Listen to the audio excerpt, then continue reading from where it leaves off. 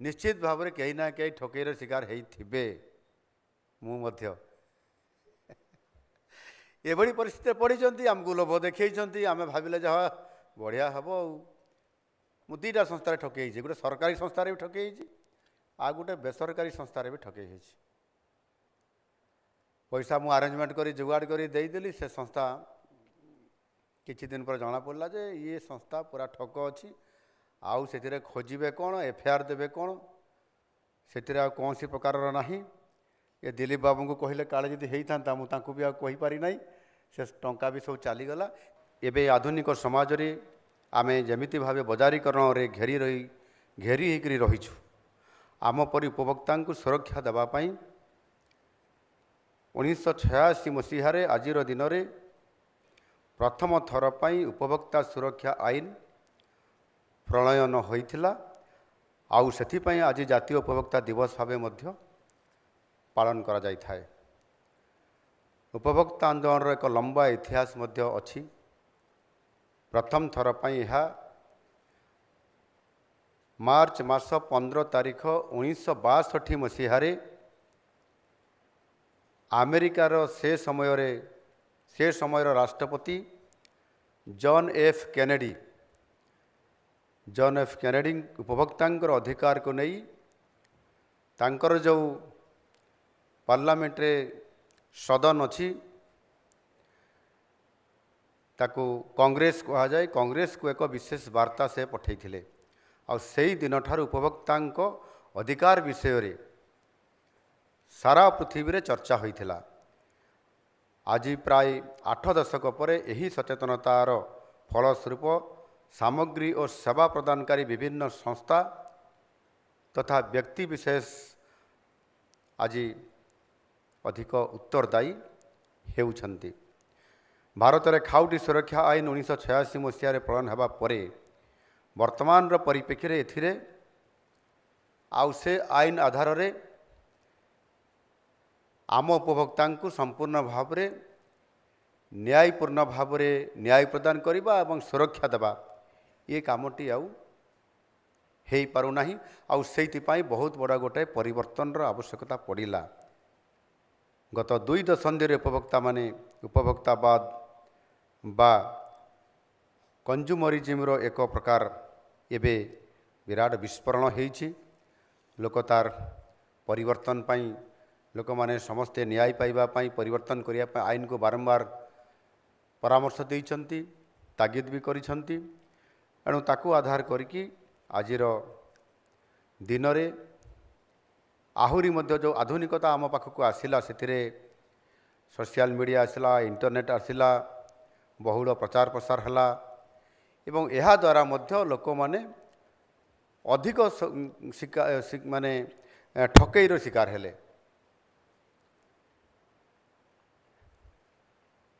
गोटे पुराना कथा मु निश्चित भाव कहवाई चाहिए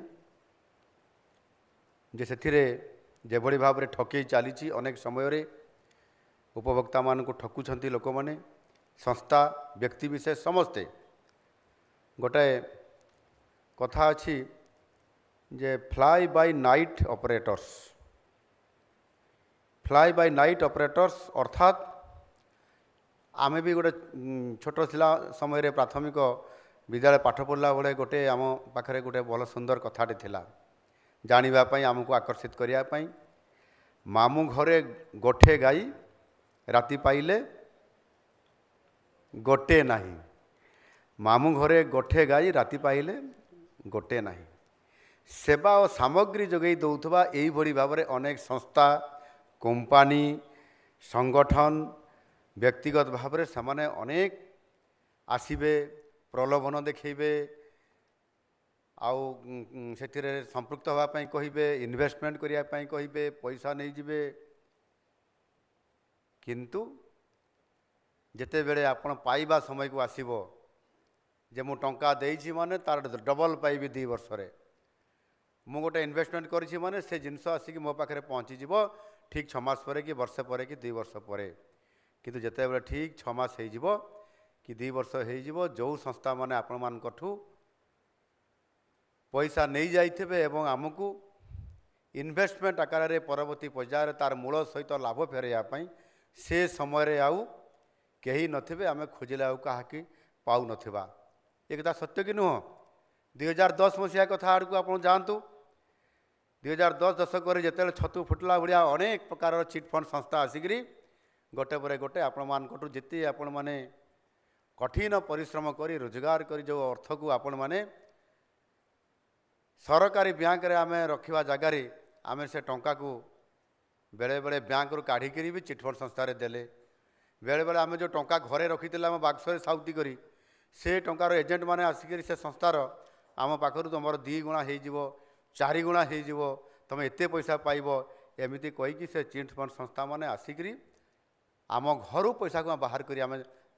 आमे दे आम पैसा नियो एते टंका नियो मु एते टंका देले केते मोर हम 2 वर्ष से सुंदर भाव में आमको बुझे करी आमको नहीं जाऊले एवं जिते बड़े ठीक समय आसला आउ से चिटफंड संस्था से बेसरकारी अनुष्ठान आउ कहीं देखा देले नहीं मु भावुची आपण मान भितर जो माने बयस अच्छी जो माने 2010 मसीहा पाखापाखि पैसा रोजगार करुले विभिन्न संस्था माध्यम पैसा रखापी चाहूले निश्चित भाव में कहीं ना कहीं ठकेईर शिकार होते मु एभली परिस्थिति पढ़ी आमको लोभ देखई आम भाविले जहाँ बढ़िया हम मु 2टा संस्था ठकई गोटे सरकारी संस्था भी ठकई आ गोटे बेसरकारी संस्था भी ठकई पैसा मु आरेंजमेंट करी जुगाड़ करी देदेली से संस्था किछि दिन पर जना पड़ा जे ये संस्था पूरा ठक अच्छी आउ से खोजे कौन एफआईआर देवे कौन से कौन सी प्रकार ना ये दिलीप बाबू को कहले काले जदि होता मुझे भी आईपारी ना से टंका भी सब चलीगला तो ये भाव में आपण मैंने मतलब निश्चित भाव में ठकई होते ये मु भावुछि आउ ठक संस्था मान को उत्तरदायी करने जो 1986 मसीहार जो आईन तैयारी होता से आईन टी यथेष्ट आ उपयोगी है ना आमको सुरक्षा दे पारला ना जदि दे था मु तो पाखापाखि से 90 पाखापाखि ठकईर प्रथम शिकार होती 2002 पाखापाखि थे ठीक शिकार होती तो 86 मसीहार आईनटा आमको कम दे था मु अपील भी करी किंतु से पैसा मिलला नहीं से रास्ता एत जटिल आपन ता भितर पशिबे आउ से बाहर करिवे आउ नाही आजिकाली दिलीप बाबू ये जेभली भाव में आपंकर हियरिंग करुछंती से 4 पीस मांस आसवा कथा ऑनलाइन रे मागी देइथिले आसला बेल को 3 पीस आउ गोटे पीस कुआड़े गला से तांकर वर्चुअल हियरिंग करबा पाई से तांकर केस करदेले वर्चुअल हियरिंग होइछि एबे ताकू न्याय भी मिलला एवं से गोटे पीस बदल रे न्याय मिलला से 5000 टका पाइले तो ये भली भाव में आज दिन में ये परिस्थिति आज गोटे सुंदर भाव में आमर यशस्वी प्रधानमंत्री नरेंद्र मोदी जी तांको दिगदर्शन रे सबू गला बाट को बंद कर देकरी से गोटे पीस तुम दे नथिला ना 5000 टका गणिब ताले आउ से संस्था से माने आउ ठकी पारिबे गोटे पीस में 5000 फाइन जदि 2 पीस होते 10,000 कि 15,000 करते दिलीप बाबू कोई होता नहीं एणु वास्तविक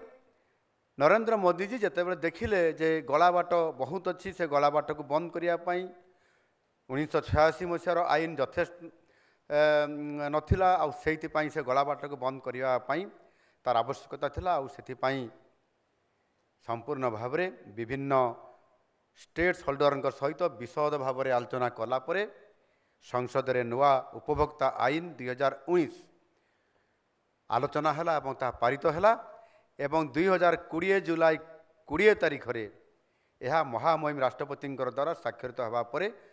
वर्तमान सारा देश में यह कार्यकारी होउची एवं सफल भाव में होउची जोथिपाई कि आमे मध्य आज गोटे पीस में 5000 टंका आमे न्याय स्वरूप मध्य पाई पारिछंती ये बहुत बड़ा गोटे ये आईन सुरक्षा आज आमको मिल पारुछि अनेक समय आमर आईन कानून मध्य एते लंबा एते अधिका भी अच्छी जे ताकू प्रकृत में पालन करवा कार्यकारी करवा इथिरे बहुत लंबा समय जाइए बेले बेले आम लोक माने मध्य उपभोक्ता माने मध्य सेतिरे न्याय पाई पारि नथांती ସେଥିପାଇଁ ଅନ୍ୟ ଏକ ଭାଷାରେ କହିଲେ ତାହା ହେଉଛି India is an over legislated country but lesser implemented nation. ଏଣୁକରି ଏଠି ଆଇନ କାନୁନ ଯେତେ ଅଧିକା କିନ୍ତୁ ପାଳନ କରିବା ଏବଂ ଲୋକଙ୍କୁ ନ୍ୟାୟ ଦେବା ପର୍ଯ୍ୟନ୍ତ ଇଏ କାମ ବହୁତ କମ୍ ହେଉଛି ବୋଲି ଅନେକ ସମୟରେ ମଧ୍ୟ ଅନେକ ଚର୍ଚ୍ଚା ହେଇଥାଏ। ତେଣୁ ଲୋକଙ୍କୁ ନ୍ୟାୟ ଦେବା ପାଇଁ ଏସବୁ ଆଇନ କାନୁନ ଲେଟର ଏବଂ ସ୍ପିରିଟ୍ ସହ ପାଳନ କରିବା ଉଚିତ। ଏଠାରେ ଗୋଟେ ପ୍ରଶ୍ନ ବି ଆପଣମାନଙ୍କ ଭିତରେ ଆସୁଥିବ ଯେ 2019ର ଆଇନ 2086 ଆଇନ ଅପେକ୍ଷା କ'ଣ ଅଲଗା? ଏହା କିପରି ଭାବରେ ଉପଭୋକ୍ତାଙ୍କର ପାଇଁ ଏକ ଅନୁକୂଳ ହୋଇପାରିବ? ଏ ବିଷୟରେ ଯେଉଁମାନେ ଏକ୍ସପର୍ଟ ଅଛନ୍ତି, ଏଠି ଆପଣମାନଙ୍କ ଭିତରେ ଅନେକ ଏକ୍ସପର୍ଟ ବସିଥିବେ, ଏ ବାବଦରେ ଆପଣ ଥର ବି ହେଇଥିବେ। ନିଶ୍ଚିତ ଭାବରେ ଆପଣମାନେ ୟାକୁ ଯଦି ତର୍ଜମା କରିଥିବେ, ତା ଭିତରକୁ ପଶିଥିବେ ଏବଂ ଏ ଭିତରେ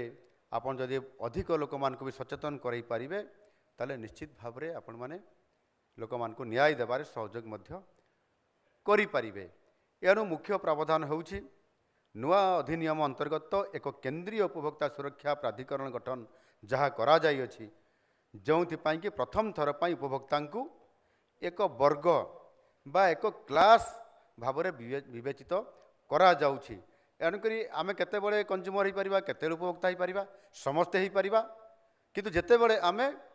ଗୋଟେ ଜିନିଷଟେ କିଣିବା ବା ଗୋଟେ ଜାଗାରେ ଆମେ ଇନଭେଷ୍ଟମେଣ୍ଟ କରିବା, କିଣାବିକା କରିବା ସମୟରେ ଆମେ ଉପଭୋକ୍ତା ହୋଇଗଲେ। ଯେତେବେଳେ ଆମେ କିଣୁନାହାନ୍ତି, କିଛି ନେଉନାହାନ୍ତି, ସେତେବେଳେ ଆମେ ଆଉ ଉପଭୋକ୍ତା ନୁହନ୍ତି। ଏଣୁକରି ଏହା ପାଇଁ ଗୋଟିଏ ବର୍ଗ ବା କ୍ଲାସ୍ ଭାବରେ ବିବେଚିତ କରାଗଲା, ଯେଉଁମାନେ ଉପଭୋକ୍ତା ହିସାବରେ ବିଭିନ୍ନ ଜିନିଷ କିଣାବିକା କରୁଛନ୍ତି, କିଣୁଛନ୍ତି ବିଶେଷ କରିକରି। ଏବଂ ସେଥିରେ ଯଦି କୌଣସି ପ୍ରକାରର ଉଲ୍ଲଙ୍ଘନ ହେଲେ ତାହେଲେ ପ୍ରାଧିକରଣ ଆମକୁ ସୁରକ୍ଷା ଦେବ। ଆଉ ଏହା ସହିତ ସେହି ପ୍ରାଧିକରଣ ନିଜ ଆଡ଼ୁ ବା ସୋ ମୋଟୋ କିମ୍ବା କୌଣସି ପ୍ରକାର ଅଭିଯୋଗ ପାଇଲେ ତାକୁ ନିଜେ ଯାଞ୍ଚ କିମ୍ବା ତଦନ୍ତ ମଧ୍ୟ କରିପାରିବେ। ନୂତନ ନିୟମର ଏକ ମହତ୍ତ୍ୱପୂର୍ଣ୍ଣ ବୈଶିଷ୍ଟ୍ୟ ହେଉଛି ମଧ୍ୟସ୍ଥତା କେନ୍ଦ୍ରର ସ୍ଥାପନା, ଯାହାଦ୍ୱାରା କି ଏଣିକି ଉପଭୋକ୍ତାମାନେ ସେମାନଙ୍କର ଅଭିଯୋଗ ଏହି ସଂସ୍ଥା ଦ୍ୱାରା ଶୀଘ୍ର ଓ ସରଳ ଉପାୟରେ ସେମାନେ ସମାଧାନ କରିପାରିବେ। ଏଣୁ ନିଶ୍ଚିତ ଭାବରେ ଆମେ ଆୟୋଗର ଆଶ୍ରୟ ନେବାକୁ ବେଳେବେଳେ ଆମକୁ ପଡ଼ିବ ନାହିଁ ଏବଂ ଆମେ ନିଜେ ମଧ୍ୟ ନିଜ ଜାଗାରେ ଥାଇକି ତାକୁ ସମାଧାନ କରିବାର ବାଟ ଯାହା ଏଠି ପୂର୍ବତନ ବକ୍ତାମାନେ କହିଯାଇଛନ୍ତି, ସେ ଆଧାରରେ ମଧ୍ୟ ଆମେ କରିପାରିବା। ଏହି ନୂତନ ନିୟମର ଆଉ ଏକ ବୈଶିଷ୍ଟ୍ୟ ହେଉଛି ଯେ ଉପଭୋକ୍ତା ଚାହିଁଲେ କ୍ଷତିପୂରଣ ବାବଦକୁ ସେହି ଦ୍ରବ୍ୟର ଉତ୍ପାଦକ, ସେବା ପ୍ରଦାନକାରୀ ଓ ବିକ୍ରେତାମାନେ ସମ ପରିମାଣରେ ଦାୟୀ ରହିବେ। ଏଣିକି ଉପଭୋକ୍ତାମାନେ ସେମାନଙ୍କର ଅଭିଯୋଗ ଘରେ ବସି କାର୍ଯ୍ୟକ୍ଷେତ୍ରରେ ରହି ଇ-ଫାଇଲିଂ ମାଧ୍ୟମରେ ସମ୍ପୃକ୍ତ କମିଶନରେ ସେମାନେ ଦାଖଲ କରିପାରିବେ। ନିଜ ଘରେ ଥାଇକି ସେମାନଙ୍କୁ ଆଉ ଯିବା ପାଇଁ ପଡ଼ିବ ନାହିଁ। ଆମେମାନେ ସମସ୍ତେ ଜାଣିଛୁ ଭାରତୀୟ ସମାଜରେ ସେଲିବ୍ରିଟିଙ୍କର, ସ୍ପେସିଆଲି ଫିଲ୍ମ ଏବଂ କ୍ରିକେଟ ତାରକାଙ୍କର ଇନଫ୍ଲୁଏନ୍ସ ଏ ବାବଦରେ ଆମେ ସମସ୍ତେ ଜାଣିଛନ୍ତି। ଯେତେବେଳେ ଟିଭି ଖୋଲି ଦେଉଛନ୍ତି, ଯେତେବେଳେ ମୋବାଇଲରେ ବି ଆମେ ଦେଖିଦେଉଛନ୍ତି, ସେତେବେଳେ ଦେଖିବେ ଯେ ଯେଉଁ ଆମର ସିନେମା ଜଗତର ସେଲିବ୍ରିଟି ଯେଉଁମାନେ ଅଛନ୍ତି, ସେମାନେ କିଭଳି ଭାବରେ ବିଜ୍ଞାପନରେ ଆମକୁ ଆହ୍ୱାନ କରୁଛନ୍ତି ଏବଂ ସେ ଜିନିଷ ଉପରେ ତାହାର ଗୋଟିଏ ଏମିତି ଭାବରେ ସେମାନେ ଉପସ୍ଥାପନା କରି କହୁଛନ୍ତି, ଯାହାଫଳରେ କି ଆମେ ଆକର୍ଷିତ ହେଉଛନ୍ତି। ଆମେ ସେଲିବ୍ରିଟିକୁ ଭଲ ପାଉଛନ୍ତି ମାନେ ତା କଥାକୁ ଅନ୍ଧ ଭାବରେ ଗ୍ରହଣ କରିକିରି ଆମେ ସଙ୍ଗେ ସଙ୍ଗେ ତାହା କାର୍ଯ୍ୟକାରୀ କରିବା ପାଇଁ ବା ଇନଭେଷ୍ଟମେଣ୍ଟ କରିବା ପାଇଁ ବା କିଣିବା ପାଇଁ ଆମେ ଆଗଭର ମଧ୍ୟ ହେଇଯାଉଛନ୍ତି।